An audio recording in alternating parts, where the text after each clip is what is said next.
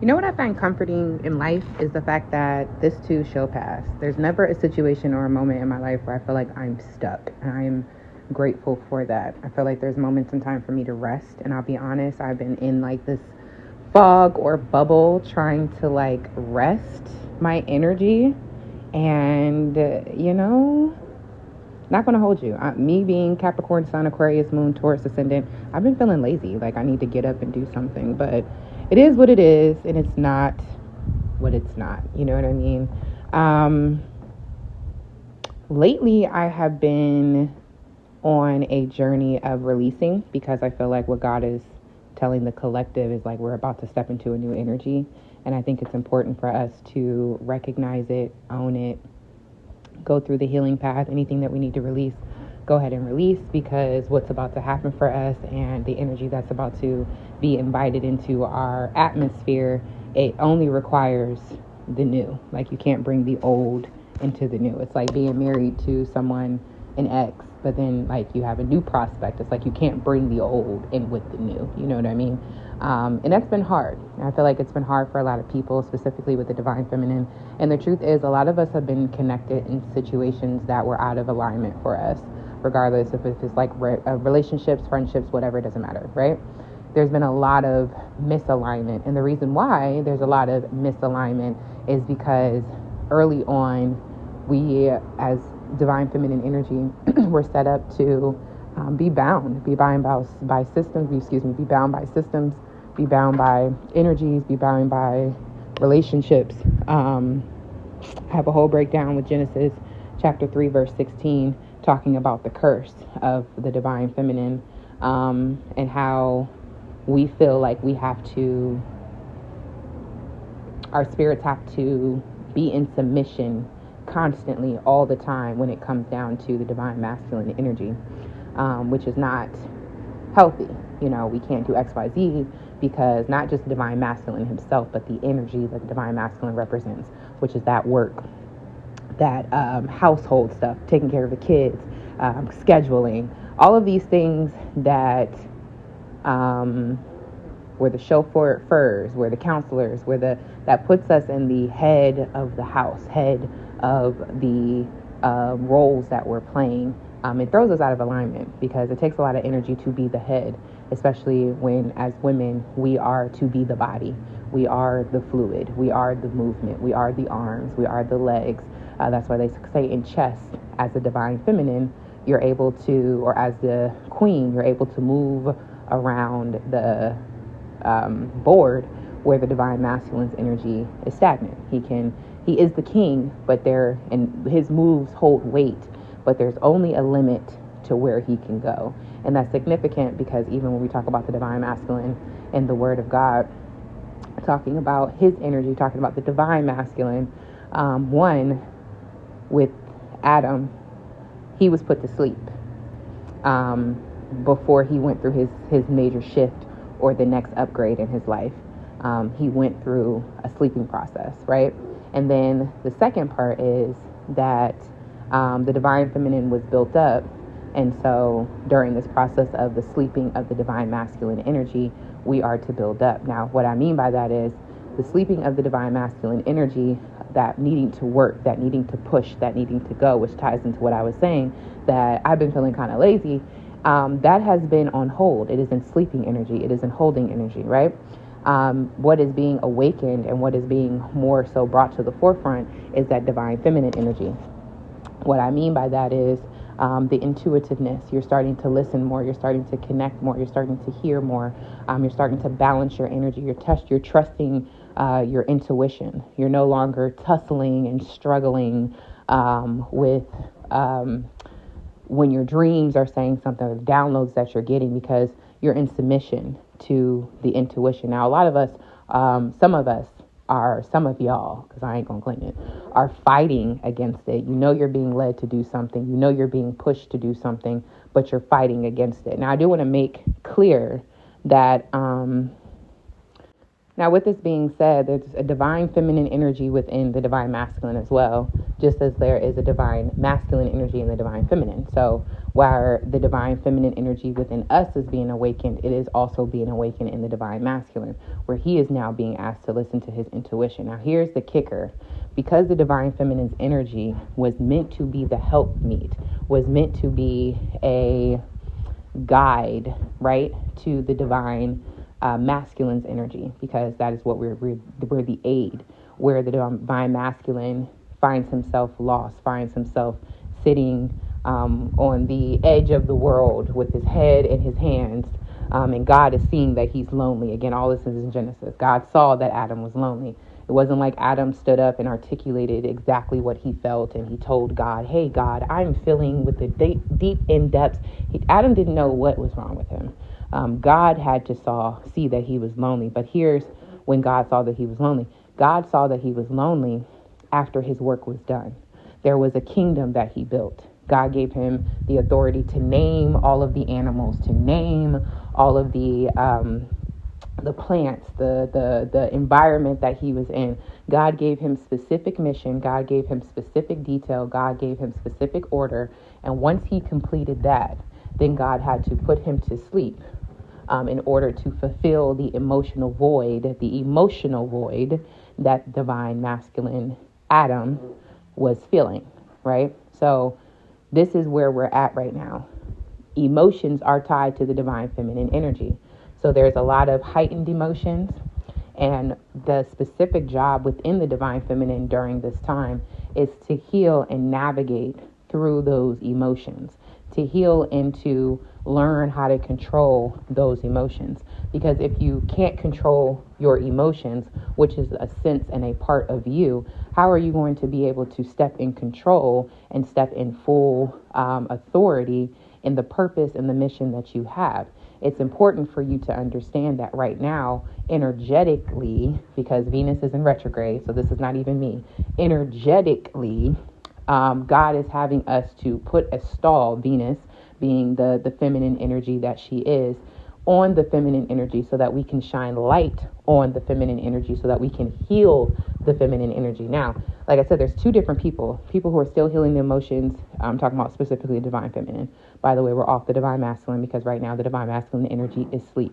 Venus is retrograde. So right now this is the awakening of the divine feminine in literal terms, in literal form. This is the awakening of the divine feminine. This energy of Venus stopping and now going backwards, reversing. That's what retrograde is. Now going backwards to heal, to expose, to remove, to declutter, okay, to organize, to reestablish, to create, to give birth, okay? Venus has now reversed itself so that there can be a focal point in the areas and in the connections that we need in order for us to advance not only emotionally, but we have to keep in mind that the divine feminine represents spiritually as well, intuitive, a woman's intuition. Do we talk about a man's intuition? No. Not that men are not intuitive, because again, both masculine and feminine energy carry, or feminine beings carry both masculine and feminine energy. So there are some men that are extremely intuitive, but what I'm talking to, and the reason why I'm specifically talking to the divine feminine, is because this is your birthright. This is the reason why ancestrally people have put the burden on women, saying she's too emotional. They cry, they're this, they can't manage this, they can't manage that, because of their emotions. Now, this is something ancestral from generations, from era to era, back in the 60s, back in the 40s, back in the 20s. There is this energy that divine feminine is incapable. Now, you have to stop and think, why is that? Why is there so much emphasis? Same thing with spiritualism. Why is there so much emphasis on creating dissension? Why is there so much emphasis on creating a gap? Now, don't you find this interesting? The gap with spiritualism and the gap with the feminine energy, and both of them are connected. Intuitive, the woman's intuition. So now here we are in 2025, which reduces down to 9. 9 is an ending of a cycle, correct? 9 is also the number of humankind, correct? Humanity, correct? If you're a life path 9, you are a humanitarian. You are put here on this earth. Your soul's path is going to push you for the people, push you to helping the people, push you to hearing the people, push you to learning lessons surrounding people, right?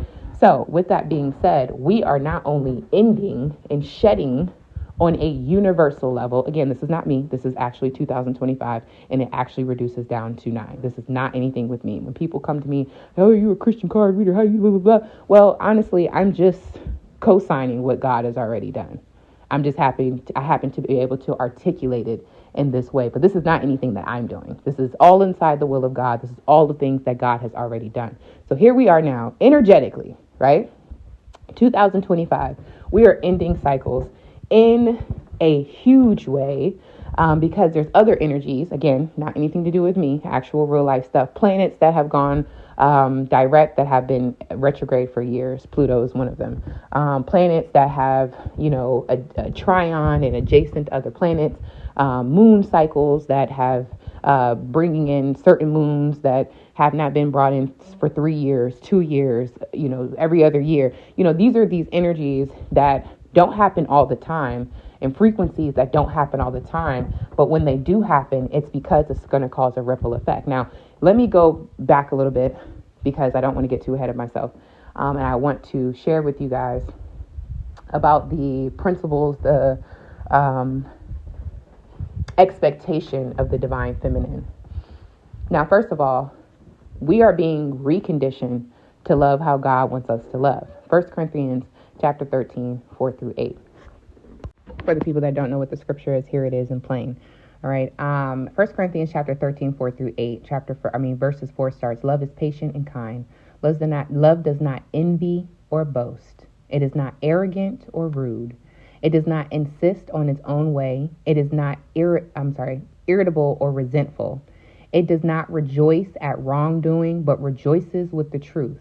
Love bears all things, believes all things, hopes all things, endures all things. Love never ends. And that is where we end 13, 4 through 8. Okay.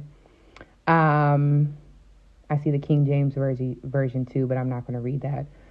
But all of that being said, that is the principles of love. Now, that is the true energy, high vibration. When we say love, tapping into God force energy. God is love. Okay. So when we tap into God force energy, we're patient, we're kind, we're not envying or being braggadocious and boisterous about what we got going on. We're not being rude. We're not being arrogant. We're not, saying this is me. It's my way. It's only about me. We're not holding on to things. I like the one that says, the version that says love keeps no record of wrong.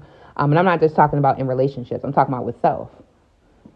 Dang, I should have done this. Dang, I should have done that. Why didn't this happen for me? I did this wrong. This is not going to happen to me. Well, you creating records of wrong. You're creating those egos. You're creating templates and lines and phrases in your story or in the vibration that comes between you and God, because of how you are operating in yourself. Now, I'm not going to spend too much time on that because this is not that. And y'all can come back to the channel and come back to the messages to get blessed in that way. However, in comma, speaking of the divine feminine energy, that is the energy that we are bringing forth. That is the energy that we are holding. Now, the duties, okay, so we're bringing forth, we're giving birth to that energy. And let me go back and sit down with this with a quiet place. How we get back to that, because again, we are made from God, right? God made us. He's seen that his creation, Adam, was lonely. So God made Adam, looking at Adam, who was in an emotional place. God saw Adam, so that was an emotional place. God seen that there was a need that needed to be met. So there's order, right? And there's intuition, right? Then from that, God made Eve from an emotional place, the rib, right, which is supposed to be the covering, the protection, right, of the heart. So the woman is the protection, the covering of the heart, right, of the man, right, emotional place for emotions, because God knew that Adam was what? Lonely. Now, that's not what I said. That is what the Bible said. Now, as a divine feminine, the duty, Proverbs 31:10 through 31. Now, I'm not going to get into all of that, but the specifics that I want to bring out to you is that, first and foremost, the divine feminine, she has space, time, effort, energy, joy, excitement, strength for her load, which means that a lot of us are, as the divine feminine energy, are misaligned because we're carrying too much. The burden that we're carrying for ourselves is too much. And that's the first thing. She has strength for her load. Well, Ray, I just feel like I'm going through too much. Well, where in your life do you feel like you need to take some things apart? Maybe it's your friendships. Maybe it's your relationship. Maybe it's the way that you have lack of order in your house and you need to stand on business and become that person that creates order.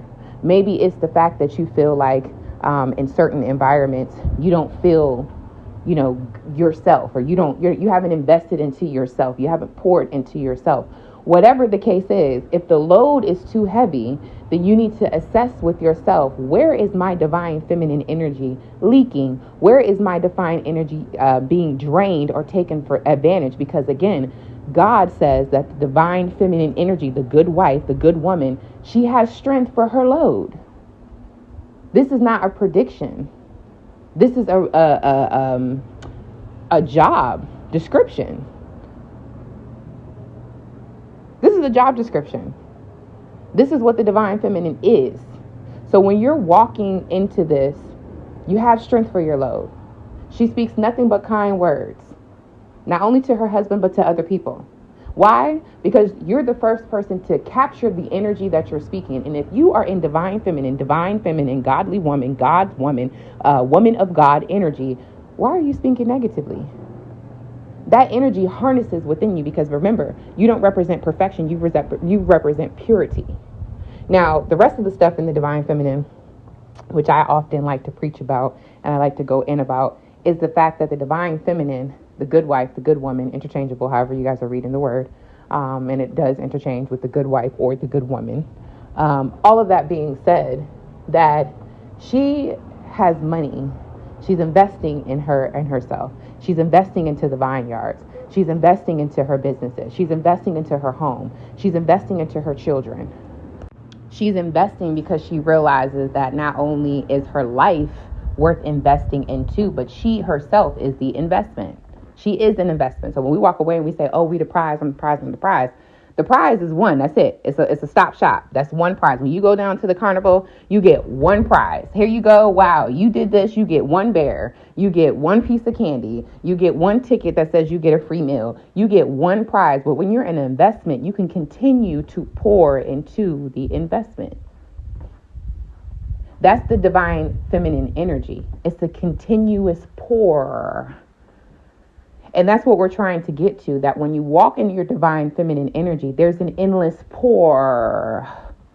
You pour into your home when you're happy because you hold the temperature. If you came into your house right now, today, and the house is clean, it smells good, you got enough space, it's decorated nicely, the kids have the things that they have, their classes or their, dances or computer whiz or basketball or whatever the case is. Everybody, it has a structure. There's organization. Your husband or your future husband, he comes home. He's in his alignment. He's in his order, kissing you, telling you how wonderful you are, telling you how great you are. Don't you think you would move a little bit better if you were in alignment? If you poured into yourself the way that the divine feminine is to pour into herself. Again, first things first, knowing that she has strength for her load. So if it's too much, where in your life this season is God telling you this is not your load? Where in your season, in your life right now, is God showing you that this was too much because this was what you needed to put down? Now, again, And rightfully so. As women, some of us have multiple kids, and we're not married, and we're single moms out here. And so I honestly and obviously you can't just be like, girl, the load is my children, and I don't have nobody to drop them off. I got to focus on XYZ element of P. Okay, cool, understandable. But remember, God would never put too much on you than you could bear. This is overall scripture, right? So if you were blessed with this, I know somebody who has 8 children. And definitely situation where it could be emotionally draining. It could be spiritually draining. You don't have a voice. You don't have an outlet. You're not seen. You can't, you feel boxed in. You can't go and move the way that you want to go and move. However, one, you're not doing it by yourself. Adding prayer, morning time, afternoon, evening, night. Because God says that the unwedded woman is married to me. You're not alone. And see, what God will start to do is create opportunities for peace. The energy of peace dwells in your home. So now there's a calm. What God starts to do is wake your spirit up a little bit early. Some of y'all right now be like, I get up every morning at 6 o'clock or 5 o'clock or 4:44. And y'all so excited about, I got up at 4:44. Not even putting it into context that God got me up at 4:44. One, it's a divine message. He woke me up with something that I can understand, because on this path, no shade, no tea, everybody jumps up and down for these numbers. 444, 333, 222. Don't even really have no real connection to it in an intuitive way, but they just get excited because it's the show. It's almost like somebody rolling up with a Tesla or a Rolls Royce, and you're excited. You don't know the complications that come with the Rolls Royce. You don't know the money that goes into the gas. You don't know the effort that it, to pump this premium or to pump the, you don't know anything to do with the mechanics. You don't know how the wheels, you don't know about the engine. You don't know nothing about it. But because this person rolled up with a Rolls Royce, a Bugatti, a Maybach, we all impressed. Now that's a whole nother story for another time. And I ain't saying that the numbers is bad. I'm saying that this whole point is to awaken the divine feminine. And it's about awakening the intuition. What do the numbers mean to you? Some of you guys, again, getting gifts, insight, having visions. God is speaking to your spirit. And instead of you waking up and saying, you know what?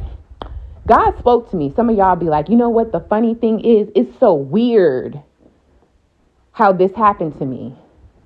It's so crazy how I had this vision or this insight. And you know what God does? Since you can't really call it God can't really call on you. It still flirts between the line of this is crazy. So now instead of you stepping in full alignment with authority, with understanding, with clarity, you walking around with this is crazy. This is crazy. Now more stuff that's crazy starts happening because you open up the door to this is crazy. You ain't open up the door to God and the intuition and the insight and the growth and the understanding and the clarity and the wisdom. What you open up the door to is this is crazy. Not even acknowledging God. Could have woke you up this morning, could have put you down, could have helped you, could have saved you, could have did whatever. You're not even acknowledging God. Some of you guys, the very first step of getting into the divine feminine energy is knowing that your ultimate divine masculine energy is God. You don't have to do it alone. You don't have to figure out things by yourself. You don't have to carry the load, because a lot of us, again, are stepping into our divine or too heavily in our divine masculine energy. Okay? We rough, we tough. We listening to Meg Thee Stallion and Glorilla and F the club up, man. Ooh, get these niggas out my face. I'ma get them in the face, throw them out like mix. You know what I'm saying? We getting all hype. But God said, I intended for you to be a flower. I intended for you to walk delicately. I intended for you to cover your parts, keep your purity. Because the power doesn't lie in the PUSSY. The power lies in your soul. The power lies in your being. The power lies in your spirit, your calling, your mission as a woman. Have you ever seen a woman, somebody butt-ass naked come in the room and everybody looking at her like, damn, whoo. You can even hear it too.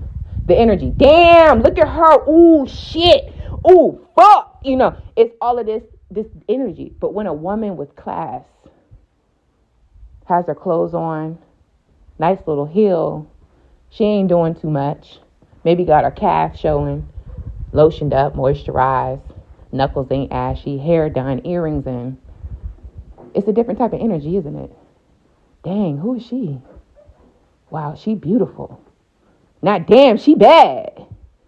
Wow, she's beautiful. Who is she? Where is she from? Something different about her. I like her. She's not trying to be seen. There's a beauty in her. She is beautiful. You ever had a guy that just sit and talk to you and he'd be like, yeah, it's not just about your looks. You're different. Because if the divine feminine energy is correct, then all of us will be different. Because all of us were made to be helpers to different situations and different households and different temperatures and different men, right? Right? So if you doing it the right way, she's different. She ain't trying to be like everybody else. She don't have to rock the poom shorts with the Jordans and the crop tops and the titties out. And she can come in here with just some workout capris, a pair of Adidas, okay? Hair, whatever. When I say whatever, we done with the bonnets. 2025, y'all can get mad at me. Let's upgrade it. We done with the bonnets. Y'all done wore the bonnets out, okay? Y'all have been so much in your masculine energy of we got to hustle, we got to go, we got to do this, that y'all are now out here looking like men. Men don't put the effort in that women do. And before somebody say, oh, that's sexist, their job was to be hunters. Why would you wear a $5,000 suit to go hunt? Their job is to be conquerors. Imagine somebody wearing a polyester 4-piece suit with the lapels, with a vest, and a tie combo climbing up a mountain. See, we've been living so much in our divine masculine that we just allow things to slide.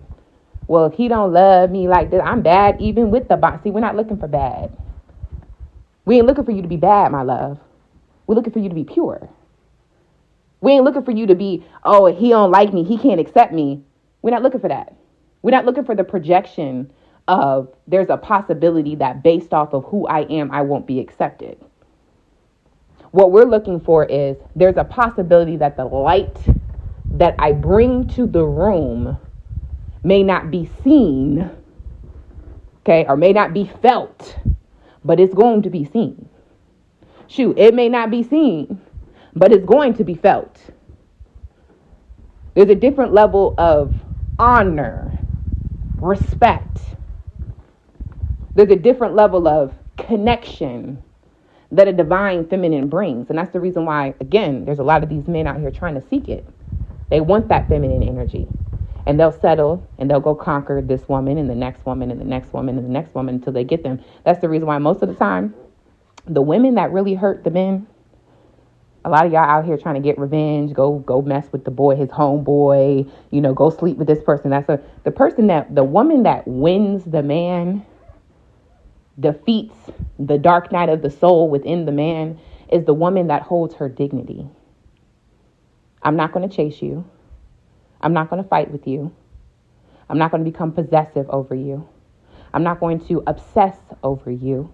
I'm not going to make this storyline about you. First and foremost, I'm going to love me. A guy will notice the difference between a woman that loves herself and a woman that loves attention, loves validation, loves interaction, loves sex, loves money. When she loves on herself. See, that's the woman that gets him. That's the woman that man always thinks about. Dang, you know what? She always had it together. She carried herself this way. She wouldn't let nobody do this. I would never expect this woman to have this energy because she's never presented that to me. See, that's the woman. Y'all out here trying to get back. Y'all in that divine masculine energy. Then y'all wonder why these men be playing games with y'all. See, the boys play games with the boys. The boys play games with the boys. You look like a girl, but you acting like a boy. So that's why they play games with you. See, when you're introduced to a woman, you don't play games with that. You don't play games with that. Ask yourself this season, what's too much? Is it the friendships? Is it the relationships? Is it the expectation that others have for me that I have now made for myself? Is it the expectations that I may have for myself that society told me was for me? Is it the thoughts that I have towards my future and the thoughts that I have towards who I am as a woman? What are the things that I need to step away from? What are the things that I need to let down in my load? Because everyone's not meant to come with you, and everything is not meant to come with you. And let me just go ahead and make this very clear. In this season of us sowing seeds, if you are not able to put certain things down, then don't come 3, 4, 5, 6 months later crying and boo-hooing about how disconnected you feel. I don't want to hear anybody who's still holding on to things that they need to let go of tell me 6 months from now that they're depressed. I don't want to hear anybody tell me 6 months from now that they can't rest. Their spirit and their soul is wrestling. I don't really want to hear it. I pray you through it. I just don't want to talk about it. Because I told you 6 months ago that this is a transition that's happening. I told you 6 months ago that yes, it may be difficult. You might have to put certain things down. You might have to move on from certain situations, but it's necessary. And not only that, the true life that is for you is going to give you so much joy, give you so much peace, give you so much alignment, give you so much purpose, give you so much abundance, give you so much love that you ain't even going to be thinking about what it was in the past.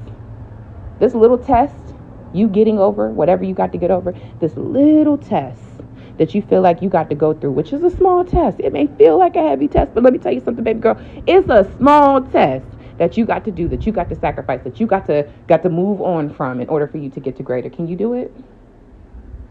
Can you do it? That's all I'm asking.